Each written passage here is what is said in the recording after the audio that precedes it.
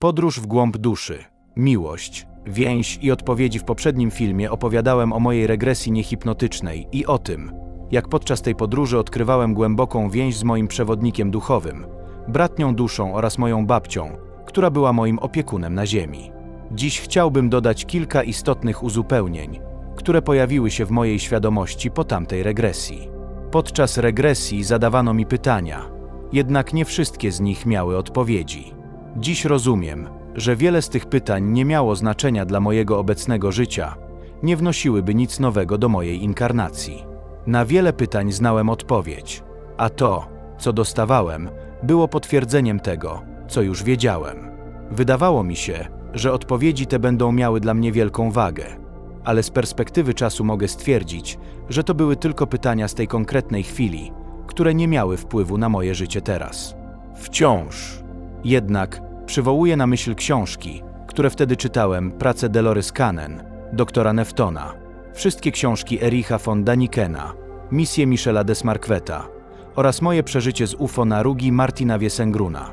Każde z tych doświadczeń miało wpływ na moje zrozumienie i rozwój duchowy, ale także pokazało, że niektóre pytania mogą nie być odpowiednie w tym życiu. W pewnym momencie prowadząca zadała mi pytanie do mojego duchowego przewodnika. Co ma mi do przekazania? Odpowiedź była prosta. Kot. Kiedy w poprzednim filmie mówiłem o tym, zaczęła się we mnie rodzić wątpliwość, czy kot był tylko symbolem, czy może chodziło o rzeczywiste zwierzę. Odpowiedź była zaskakująca, a ja zacząłem rozumieć, że ten kot to coś więcej niż tylko obraz. Jak kiedyś pisałem, kot pojawił się jako klucz do wzruszenia. Był nośnikiem emocji, który przypomniał mi o miłości bez słów, o trosce, która niczego nie oczekuje, o żalu za czymś kruchym, co już odeszło. To przez tego kota poczułem głęboki smutek i radość jednocześnie, jakby w nim była cała miłość, którą znałem i którą kochałem przez wszystkie swoje wcielenia. A może kot ma mnie nauczyć spokoju, cierpliwości, opanowania? Bo jak zwierzę musi upuścić swoją energię i emocje. Trzeba zapewnić mu zabawę, ale i pieszczoty. Okazać mu zainteresowanie i miłość. Kiedy padło pytanie o mojego duchowego przewodnika, poczułem ciepło w klatce piersiowej, brak tchu i przejmującą falę miłości, której nie potrafiłem opisać słowami. Płakałem, ponieważ poczułem tę miłość nie tylko do tej osoby, ale także do mojej bratniej duszy, mojej żony, która była ze mną w każdej inkarnacji, oraz do mojej babci, która była moim opiekunem. To było coś zupełnie innego, niż cokolwiek, co kiedykolwiek doświadczyłem. To była miłość, która nie zna granic, która przenika wszystko i wszystkich, której nie da się zamknąć w słowa. W odpowiedzi na pytanie o imię mojego przewodnika duchowego poczułem, że serce aktywuje się w sposób, którego nie potrafię wyjaśnić. To było jak kontakt z czymś świętym, z czymś, co rozpoznałem jako dom mojej duszy. Tak jak pisałem wcześniej, to uczucie gorąca w klatce piersiowej to znak aktywacji czakry serca, kiedy wchodzimy w kontakt z miłością bezwarunkową. Mowa jest częścią umysłu, a ja byłem w przestrzeni duszy, gdzie nie potrzeba słów. To wszystko miało ogromne znaczenie, bo po tym doświadczeniu zrozumiałem, że miłość, którą czujemy, nie jest tylko miłością do osób tu na ziemi. To miłość, która łączy nas ze wszystkimi, których kochaliśmy w innych wcieleniach, a także z naszymi przewodnikami, opiekunami i duszami, które są wciąż obecne w naszym życiu, choć nie zawsze je widzimy. Po moim doświadczeniu związanym z miłością do przewodnika duchowego, bratniej duszy i opiekuna, pojawiły się kolejne, głębokie przemyślenia. To, co czułem, było tak mocne i intensywne, że aż fizycznie odczuwałem ciepło w piersi, brak tchu i nie mogłem powstrzymać łez. To była tęsknota za prawdziwą, bezwarunkową miłością, która łączy nas z wszechświatem, z tym, co boskie i wieczne. Zastanawiam się teraz, co by się stało, gdybym poczuł tę miłość od źródła, od Stwórcy, Boga tej nieskończonej, wszechogarniającej miłości, która jest początkiem wszystkiego. Czy nasze ciało byłoby w stanie unieść taką ilość miłości? Czy ludzka istota jest gotowa na przyjęcie tego, co niewyobrażalne w swojej pełni? Przecież już teraz, kiedy tylko pomyślę o przewodniku, bratniej duszy czy opiekunie, ciało reaguje tak silnie, jakby nie mogło pomdrugeścić tego uczucia. A co dopiero, gdybyśmy poczuli miłość od samego źródła? Wydaje się, że nasze ciała, nasze fizyczne istoty, nie są w stanie przyjąć tak ogromnej ilości miłości, która jest obecna w przestrzeni duchowej. To uczucie jest zbyt intensywne, by mogło zostać w pełni wyrażone w ludzkiej formie. Wciąż mam wrażenie, że miłość, którą czuję, jest tylko fragmentem tego, co naprawdę jest dostępne dla naszej duszy, gdy połączymy się z źródłem. Kiedy zrozumiałem to, poczułem jeszcze głębszą pokorę.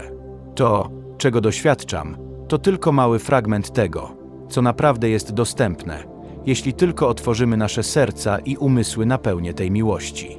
Podczas regresji pojawiły się kolejne pytania, które sprowokowały głębokie przemyślenia. Jednym z pytań było o Matkę Jezusa. Odpowiedziałem, że nie rozumiała ona do końca celu przyjścia Jezusa na świat, Jego przekazu i tego, po co się narodził.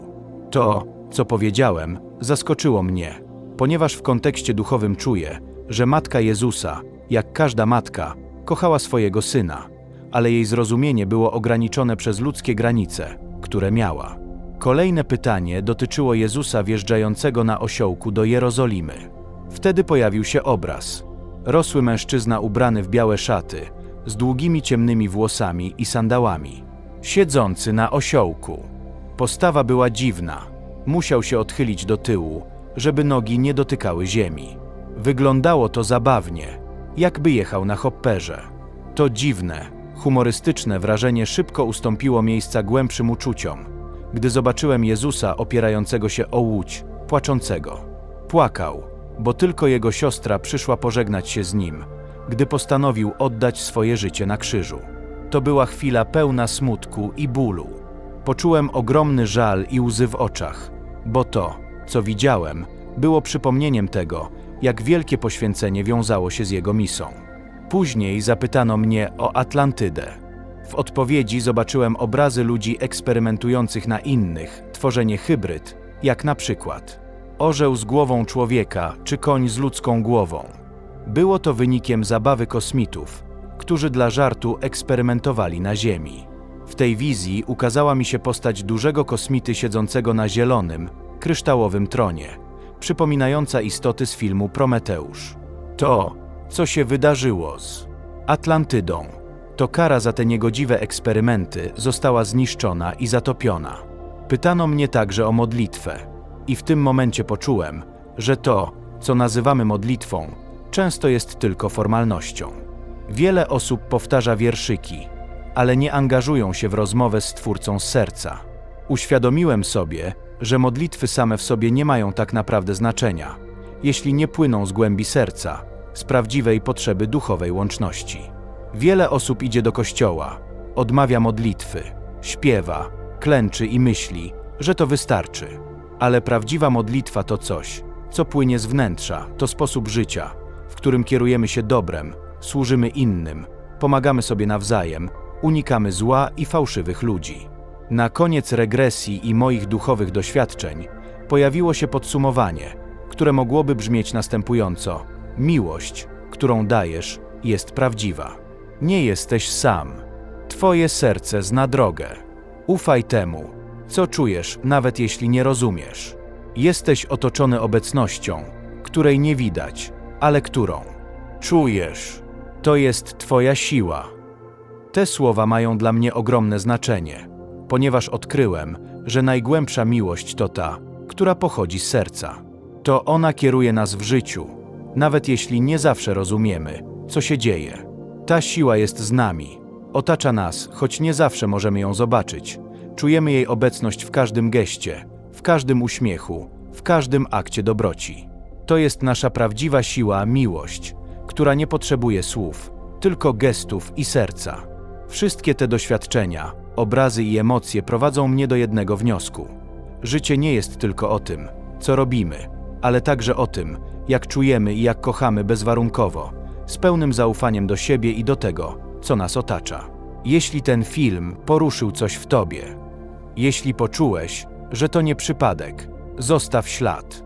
Daj łapkę w górę, żeby ta treść mogła dotrzeć dalej, do tych, którzy też szukają odpowiedzi. Zasubskrybuj kanał, jeśli chcesz więcej takich historii. A w komentarzu napisz, co poczułeś. Może wspomnienie, może znak, może pytanie. Dziękuję, że tu jesteś. To nie koniec, to początek. Twój